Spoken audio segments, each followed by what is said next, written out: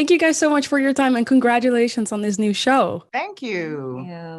I was wondering, what was the inspiration behind a show specifically about making it as a female rapper? This particular time, where there are so many female rappers in their own lanes, collaborating with each other, being talked about, being criticized, like that really fascinated me as a writer and just as a fan.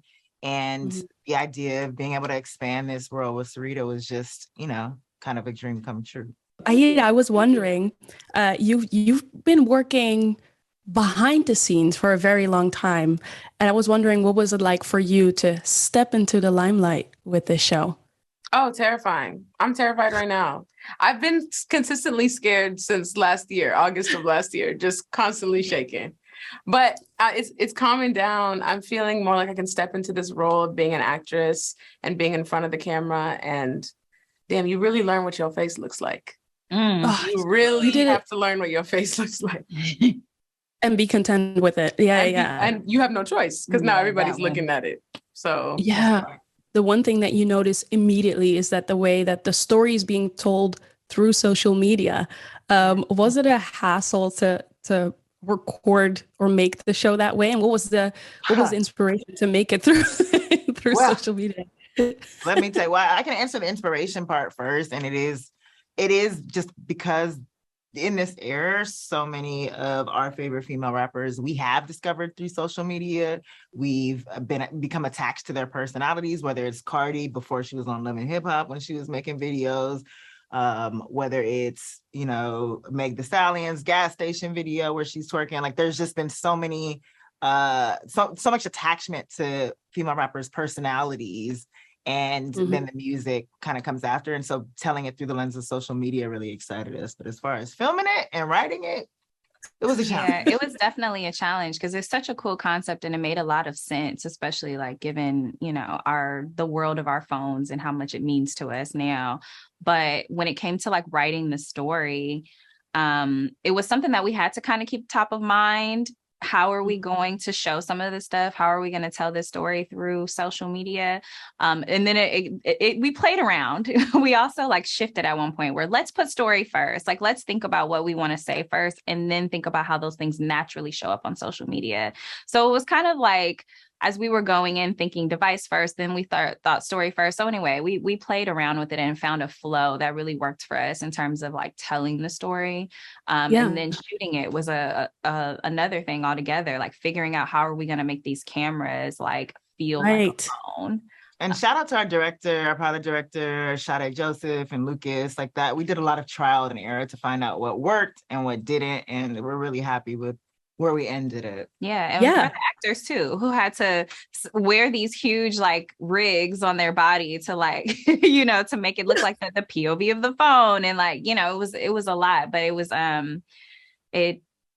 it was worth it. Yes, you both did an amazing job. Kamillion, I feel like for you, this show hits very close to home because you are a rapper in real life. And I was wondering, were you like a consultant on the show, like telling people like, no, this would never happen in real life, or yeah, this would actually happen? What was it like for you? I wasn't a consultant, but there were, when we approached like certain things, we were able to give, certain input on the character, but the script was written very well. Like, I couldn't complain. So, yeah. Especially in the first episode, it touches on the fact, or actually like the critique a lot of female rappers get. And I was wondering for you, at one point, I think your character also said, hey, the game is the game, man. How do you feel about the critique that female rappers keep getting and how it was handled in the show? Girl, the game is the game. It's so crazy because when I learned that, I had my Shauna moments, like in real life.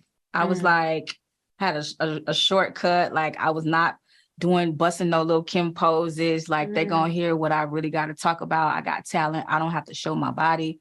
And my cousin told me one time, he was just like, cuz like, it's all about a facade. Like you don't have to be like that, but it's about selling a product. You know what I'm saying? And once I learned that, I was like, I got more comfortable with it, So the game is the game. Sometimes you got to do what you got to do as long as you don't compromise yourself. and, stay within the parameters. But man, go get it. Yeah. Yeah. Social media, it's inevitable. Also trying to make it as an artist, no matter what kind of artist you want to be. Somebody once told me that there are 6,000 songs uploaded on Spotify every single day. And Issa, I know you have a label now. Do you think it's easier or harder now to make it? Well, it's a lot harder. I mean, in some cases, it's more democratized. Like there are less powers that be that get to determine what you consume. That in some ways, I miss that. I miss like a communal sharing of artists. Like, I think that it's harder for artists to be shared by the masses, but I think it's also great for individual artists to have these niche audiences who are diehard riding for them. But I think that spans across entertainment. I miss water cooler moments where we were all watching the same TV show and able to talk about it. So in that way, it's been bifurcated in a way that's just like, I miss the communal experience of music, but I'm also happy that you can kind of find success on your own terms. I mean, both of you have been making such cool strides in the industry. Aida, for you, when was the last time that you maybe almost compromised yourself or your vision, but then maybe ended up not doing it? I do have one particular story where I was like one of the only Black women in a writer's room trying to explain to this room of people how they should write the one Black character they had, and they were giving me resistance. And I was like, pretty sure I know what this Black girl should say and do.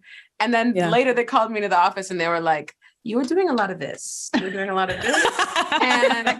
and we don't know what that means. And I was like, it means I was excited. It doesn't mean I was going to hit any of y'all. So I've had moments like that where I'm like, you don't get me. And I feel like I have to tone down parts of myself. And that's why I'm so honored to like work with Kamillion, work with Syreeta Singleton, our showrunner, and Issa Rae, being in writers' rooms where it's all Black people. It's all like, I don't have to compromise or mute myself in any way. I just get to be me. So yeah. Yeah. Even if you're not an aspiring musician, it's still very, it still hits close to home if you're young and you're trying to make it, because, social media can give you the feeling like, I'm behind. I think that's also like one of the things you say a lot in the first episode. When was the last time for both of you, this is my last question, that you felt like giving up? And what made you not give up? This morning I felt like giving up when I had to get up. I'm sorry. I had to get up early. I was so sleepy. I had just went to bed. Yesterday. Oh, dark.